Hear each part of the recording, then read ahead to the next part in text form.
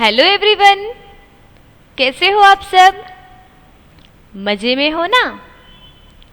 महदी पाठशाला में और हिंदी के तास में मैं आप सबका स्वागत करती हूँ। विद्यार्थी मित्रों, घर पे रह के आप सब स्वस्थ और सुरक्षित होंगे और हमेशा ऐसे ही बने रहो, ऐसी मैं प्रार्थना करूंगी। आज हम वापस इकट्ठे हुए हैं हिंदी के तास में कुछ नया सीखने के लिए। तो आप सब रेडी हो ना सीखने के लिए? तो आज हम जो कुछ भी सीखने जा रहे हैं उस टॉपिक का नाम है स्वर। क्या है? स्वर।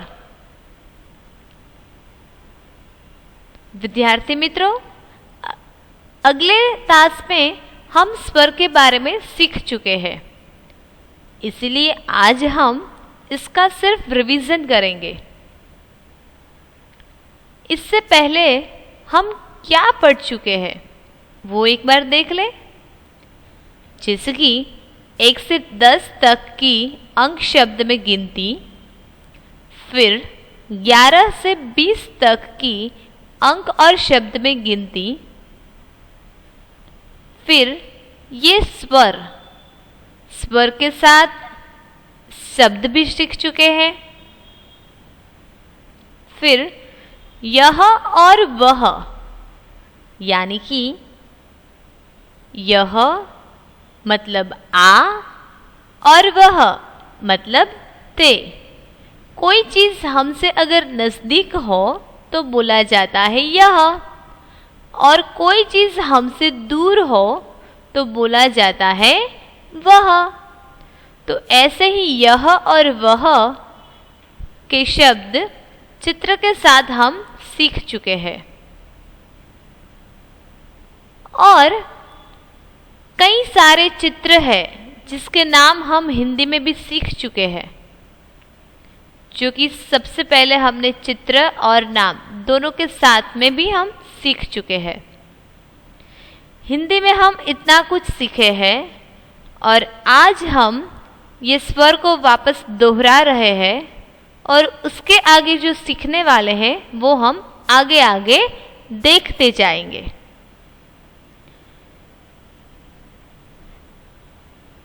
तो विद्यार्थी मित्रों, ये है स्वर। यहाँ सबसे ऊपर लिखा है देवनागरी अल्फाबेट, यानी कि हिंदी अल्फाबेट। इसे हम स्वर कहते हैं, जिसमें सबसे पहले अ, फिर आ, फिर ई, फिर बड़ा ई। स्वर में ये जो ई है ये 2 बार आते हैं। इसमें पहले वाला जो है वो छोटा ई है, दूसरे वाला जो है वो बड़ा ई है। इसके बाद छोटा ऊ, उसके बाद बड़ा ऊ। ऊ के बाद जो स्वर है वो है रू। रू के बाद जो स्वर है वो है छोटा ए। ए के बाद बड़ा ए, जिसके ऊपर एक मात्र है। फिर आ गया ओ। ओ से ओखली। ओ के बाद है औ, जिसके ऊपर 2 मात्राएं हैं। औ के बाद अम, जिसके ऊपर एक बिंदी है, इसीलिए इसे पढ़ेंगे अम। अम के बाद अह। अ के बाजू में 2 बिंदी है, तो इसे हम पढ़ेंगे अह। और अ के बाद है अम, यानी कि अ के ऊपर चंद्र बिंदी है। ये जो आप देख रहे हो इसे कहते हैं चंद्र बिंदु। तो ये सारे स्वर हम सीख चुके हैं। इस पर से हमने एक वर्कशीट भी देखी है, यानी कि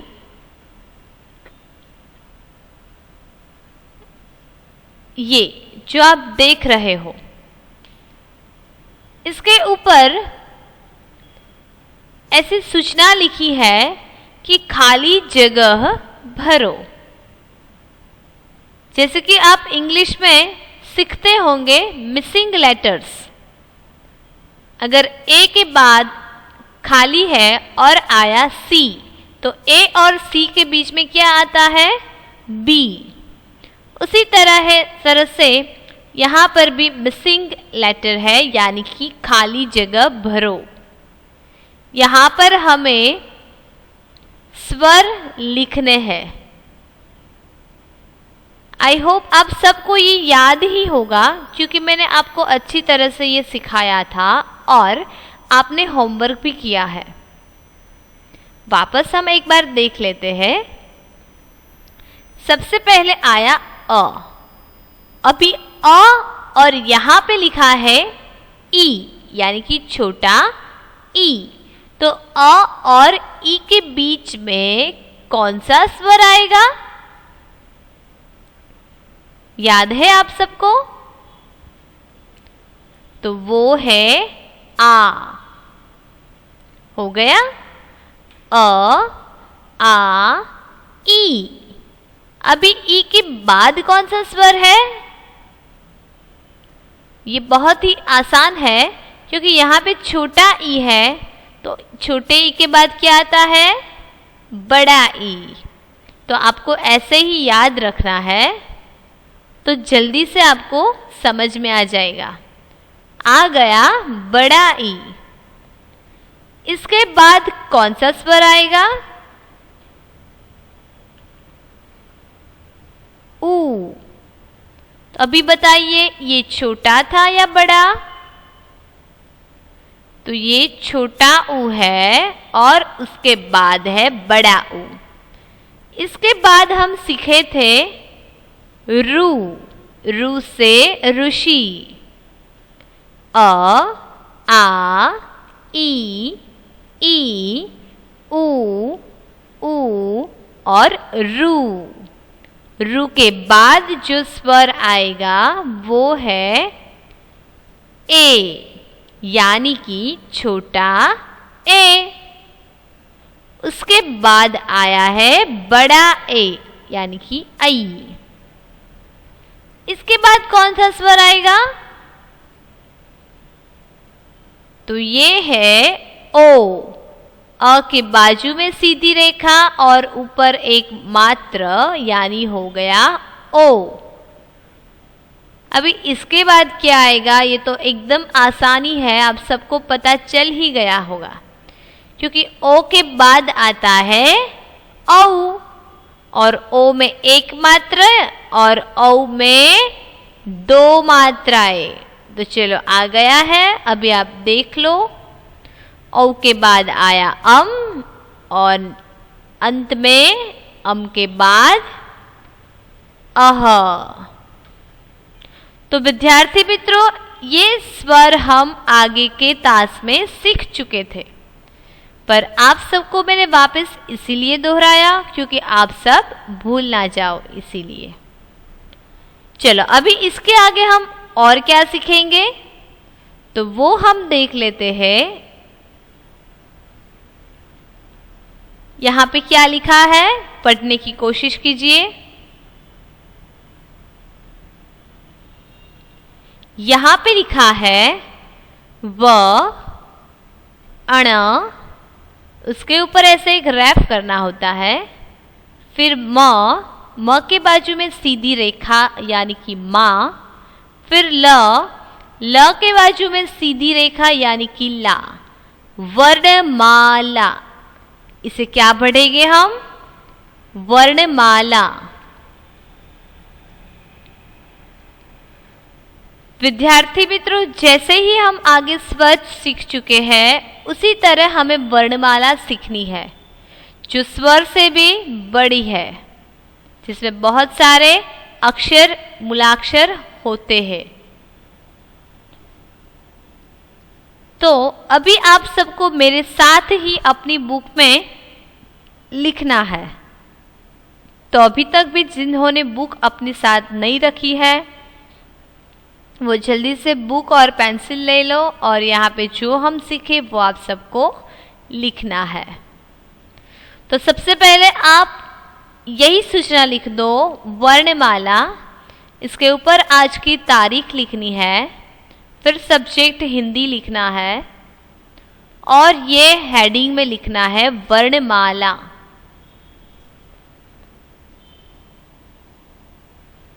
चलो, हो गया आप सबका?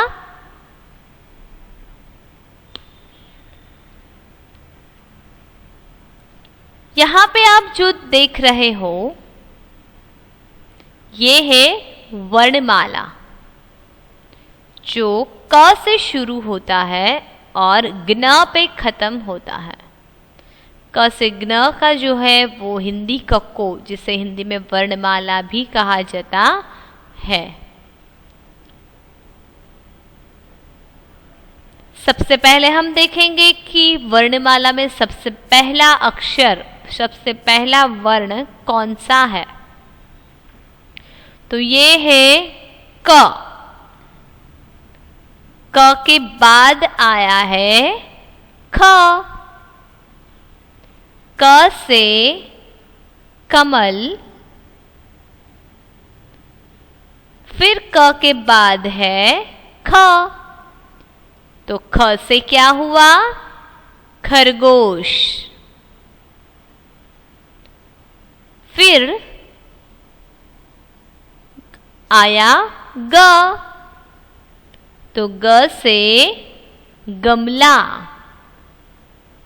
ग से गमला। ग से गणपति भी होते हैं, जो कि वो गॉड है। फिर ग के बाद है घ। तो घ से घर। फिर घ के बाद ये जो वर्ण है इसे हम अंग बोलते हैं। क्या बोलते हैं? अंग। इस पर से कोई भी शब्द नहीं बनते हैं।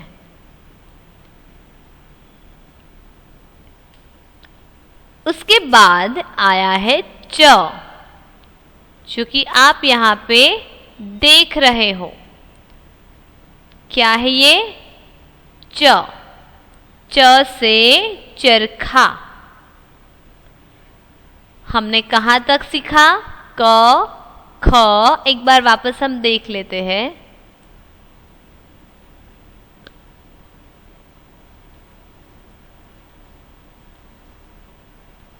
सबसे पहले हमने देखा क।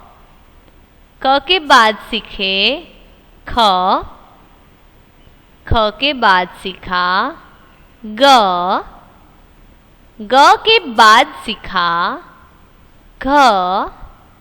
घ के बाद सीखा अंग। और फिर आए च। तो च से हो गया चरखा। विद्यार्थी मित्रों, ये वर्णमाला भी हम आगे तो सीख ही चुके हैं, पर वापस आज मैं इसीलिए सिखा रही हूँ क्योंकि अभी भी आप लोगों को सीखना है कि किसके बाद कौन सा वर्ण आता है और कौन से वर्ण से कौन सा शब्द शुरू होता है।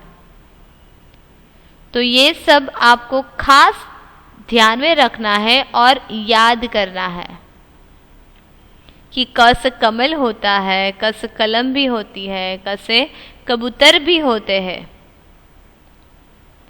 तो ऐसे सारे शब्द आपको वर्ण पर से सीखने हैं। फिर किसके बाद कौन सा वर्ण आता है वो भी तो सीखना है। ओके, तो चलो, च के बाद आया छ। तो छ से हुआ छाता। और छ के बाद आया ज। ज से जग। जो पानी भरने का होता है उसे जग कहते हैं। ज के बाद आया ज, तो ज से जरना। ज से क्या हुआ? जरना। जरना यानी कि जहाँ ऊंचे ऊंचे पर्वत पर से जो पानी बहता है उसे झरना कहते हैं। तो हो गया ज से झरना। फिर आया है जो वर्ण, इसे हम पढ़ेंगे ज्ञ।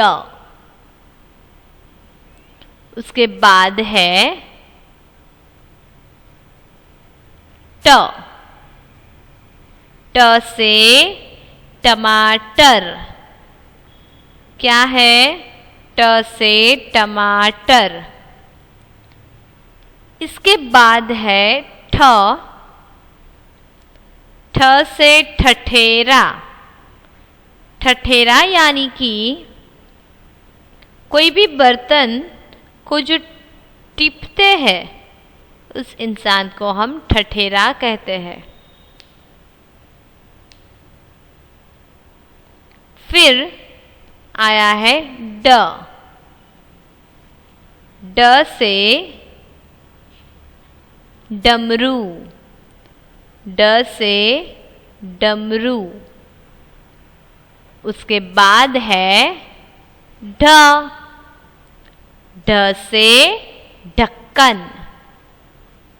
कोई भी डिब्बा हो या कोई भी चीज़ हो जिसे हम खुली नहीं छोड़ते, उसे हम कुछ ना कुछ ढकते हैं, तो उसे बोलते हैं ढक्कन। कोई भी चीज़ को हम ढक देते हैं तो उस ढकना को बोलते हैं ढक्कन। समझ में आया? ढ के बाद है अण। ये है अण। इस वर्ण पर से कोई भी शब्द नहीं बनते हैं, क्योंकि ये अण है। कोई शब्द के बीच में या तो कोई शब्द के अंत में ये अण आ सकता है, पर इस पर से कोई भी शब्द शुरू नहीं होते हैं। जैसे कि पर्ण, वर्ण, संपूर्ण, ऐसे सारे शब्द में ये अण बीच में या तो अंत में आता है। इसके बाद त। तो त से तलवार, जो बहुत ही धारदार होती है, तो त से तलवार। फिर थ। तो थ से थर्मस। फिर थ से थर्ड भी होता है और थ से थर्मस। उसके बाद द। द से दवात। द से दवात यानी कि इंक। हमारे पास अगर कोई पेन है लिखने की, उसके अंदर जो कुछ है उसे दवात कहते हैं, यानी कि इंक। अभी हम सबके पास पेंसिल, पेन बहुत अलग अलग प्रकार की है, पर बहुत ही पहले के समय में ऐसी कोई पेन पेंसिल नहीं थी। तो लोग कैसे लिखते थे? तो उनके पास ऐसी दवात की बोतल होती थी, जिसे गुजराती में शाही कहते हैं, शाही का खड़िया। तो इस पर से कोई स्टिक होती है लकड़ी की, कोई छोटी सी पतली सी लकड़ी होती है, उसको उस शाही में डुबोकर फिर लिखते हैं। पर अभी तो हम सबके पास पेन और पेंसिल आ गए हैं। तो द से हुआ दवात। फिर द से दड़ा भी होता है। फिर द के बाद आया ध, तो ध से धनुष, ध से धनुष, जो कि पहले मैंने आपको चित्र में दिखाया ही है कि धनुष कैसे कैसे होता है। ध के बाद आया न, न से नल, यानी कि पानी का नल। और न के बाद आया है प, प से पतंग। पतंग को गुजराती में भी पतंग कहते हैं और हिंदी में भी पतंग कहते हैं। प के बाद है फ, फ से फल। कोई एक फल हो तो भी फल कहते हैं। अगर हमारे पास अलग अलग प्रकार के बहुत सारे फल हो तो भी हम फल कहते हैं। तो हो गया फ से फल।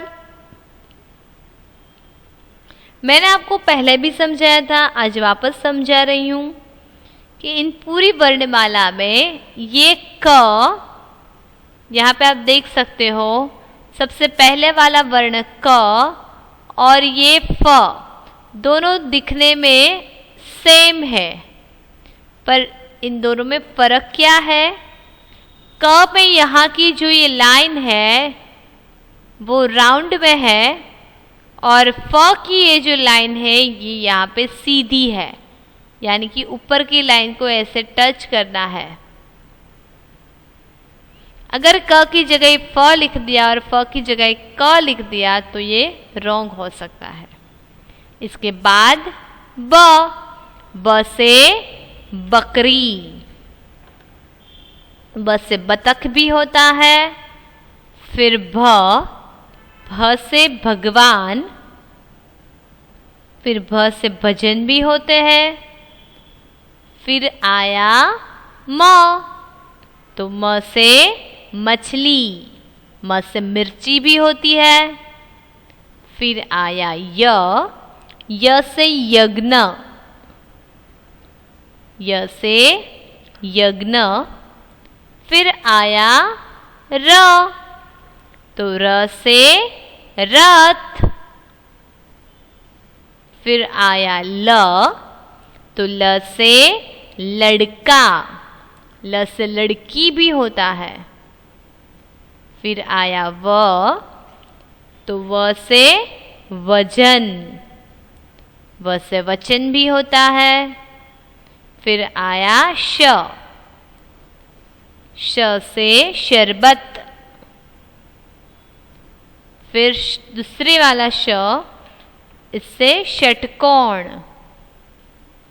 और इस स से सरोता, जिससे हम ईख यानी कि शेरड़ी, शुगर कैन को कट करते हैं सरोता से। फिर आया ह, तो ह से हल। फिर क्ष, क्ष से क्षत्रिय। फिर त्र, तो त्र से त्रिशूल। और अंत में ज्ञ, तो ज्ञ से ज्ञानी। ये पूरी वर्णमाला हमने सीख ली। शायद आप सब साथ में भी लिखते गए होंगे। अब हम इस पर से एक वर्कशीट करेंगे। यहाँ पे मिसिंग लेटर्स है, यानी कि खाली जगह है, इसे हमें भरना है। तो अभी हमने ये वर्णमाला सीखी है तो आप सबको आता ही होगा। सबसे पहले है क, तो अभी सोचो क के बाद क्या आएगा? बहुत ही आसान है, क के बाद आएगा ख। आ गया? तो आपको भी ऐसे वर्कशीट लिखनी है। सबसे पहले क और बाजू में से पहले डैश करना है, फिर आपको ये वहां पे खाली जगह भरनी है और लिखना है ख। इसके बाद ग, अभी ग के बाद क्या आएगा? घ। घ के बाद आ गया अंग। फिर इसके बाद क्या आएगा? याद करो। तो यहां पे आया है च। च के बाद छ। छ के बाद कौन सा वर्ण आएगा? ज। और ज के बाद आ गया है ज। ज से जरना। चलो ज के बाद कौन सा वर्ण आएगा? तो ये है ज्ञ। चलो इतनी खाली जगह हमने भर ली है। आप सब मेरे साथ ही लिखते जा रहे होंगे। चलो इसके बाद आया है ट। ट के बाद ठ। ठ और ये कौन सा वर्ण है? ढ। ट में ऐसे पूरा सर्कल है और ढ में ऐसे छोटा सर्कल है। तो अभी ठ और ढ के बीच में कौन सा वर्ण आएगा? तो देखते हैं। ड। ड ढ। ढ के बाद अण। तो चलो ये लाइन भी हो गई। अभी चौथी लाइन। चलो यहां पे क्या आएगा? यानी कि थ। थ से थर्मस। थर्मस के आगे कौन सा वर्ण है? चलो सोचो कौन सा वर्ण आएगा? तो यहां पे आया है त। त से तलवार। अभी त हो गया, थ हो गया और थ के बाद आया है द। द के बाद कौन सा वर्ण आएगा? तो यहां पे आया है ध। ध से धनुष। त थ द ध न। न से नल। फिर प से पतंग। इसके बाद प के बाद क्या आएगा? फ। फ के बाद आया है ब। ब के बाद आएगा भ। भ के बाद म। और म के बाद चलो ये एक पेज हमने कंप्लीट कर दिया। एक पेज की सारी खाली जगह हमने भर ली। चलो अभी म के बाद क्या आएगा वो सीखना है। तो म के बाद आया है य। य से यज्ञ। फिर र ल। य र ल और उसके बाद आएगा व। व से वजन। अभी व के बाद कौन सा वर्ण आएगा? यहाँ पे श आएगा, पर कौन सा? क्योंकि हमारी वर्णमाला में 3 श है, एक तो ऑलरेडी दिया है। तो यहाँ पे कौन सा श आएगा? शरबत वाला श या सरोता वाला स? चलो देखते हैं। तो यहाँ पे आ गया शरबत वाला स, फिर षटकोण का श और फिर सरोता का स। फिर ह के बाद अड़। इसके बाद क्ष। क्ष से क्षत्रिय। फिर त्र से त्रिशूल। फिर ज्ञ। ज्ञ से ज्ञानी। एंड लास्ट यानी कि अंत में कौन सा वर्ण आया गया? श्र। इसे हम क्या बोलेंगे? श्र। तो विद्यार्थी मित्रों, आज हमने पूरा कक्को यानी कि पूरी वर्णमाला सीख ली है। आप सबको ये मुंह पे भी करना है, लिखना भी है। तो चलो आज का होमवर्क मैं बता दूं। आज का होमवर्क है अच्छे अक्षरों से वर्णमाला लिखिए। क्या लिखना है? वर्णमाला। Two time in fair book, two time in rough book. ये आज का होमवर्क है। मैं वापस बता देती हूँ वर्णमाला मतलब क्या, तो देख लो आप। ये पूरी वर्णमाला टू टाइम आपको फेयर बुक में लिखनी है और टू टाइम रफ बुक में लिखनी है। ओके, ये होमवर्क नोट डाउन कर लेना और अच्छे अक्षरों को अच्छे अक्षरों से आप सबको लिखना है। तो विद्यार्थी मित्रों, हम अगले क्लास में वापस मिलेंगे नए टॉपिक के साथ। तब तक आप सब अपना ध्यान रखना और होमवर्क करना। चलो, गुड बाय।